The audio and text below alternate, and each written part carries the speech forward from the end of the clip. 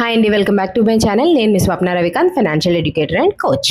So అందరికీ ఇప్పటివరకు mutual funds అంటే తెలుసు కూడా అందరికీ. కానీ ఏ మ్యూచువల్ ఫండ్ దేనికోసం అని ఎప్పుడు ఇన్వెస్ట్ చేయాలని తెలుసా? కానీ అందరు ఏమనుకుంటారు అంటే ఏ మ్యూచువల్ ఫండ్లో పెడితే ఏంటి, అన్నీ సేమ్గా ఉన్నాయి, సేమ్ రిటర్న్స్ జనరేట్ చేస్తున్నాయి అని అనుకుంటాం. కానీ అది రాంగ్. మనం ఎప్పుడైతే మన గోల్ని సెట్ చేసుకుంటామో దాని ప్రకారమే మ్యూచువల్ ఫండ్ని సెలెక్ట్ చేసుకోవాల్సి ఉంటుంది. సో ఈ వీడియోలో మనము టైప్స్ ఆఫ్ ఫండ్స్ గురించి తెలుసుకుందాం. సో ఫస్ట్ ఫండ్ వచ్చేసి నేను చెప్పేది ఈరోజు ఈక్విటీ ఫండ్స్.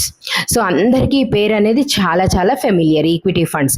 సో కానీ ఈక్విటీ ఫండ్స్ లో ఎప్పుడు ఇన్వెస్ట్ చేయాలి? మనము లాంగ్ టర్మ్ గా ఉండి వెల్త్ క్రియేట్ చేసుకోవడానికి ఈక్విటీ ఫండ్స్ చాలా చాలా హెల్ప్ అవుతాయి. ఈ ఈక్విటీ ఫండ్స్ ఇన్వెస్ట్మెంట్స్ ఎలా ఉంటాయంటే లార్జ్ అండ్ మిడ్ క్యాప్ లో, మల్టీ క్యాప్ లో, సెక్టోరియల్ ఫండ్స్ లో జరుగుతుంది.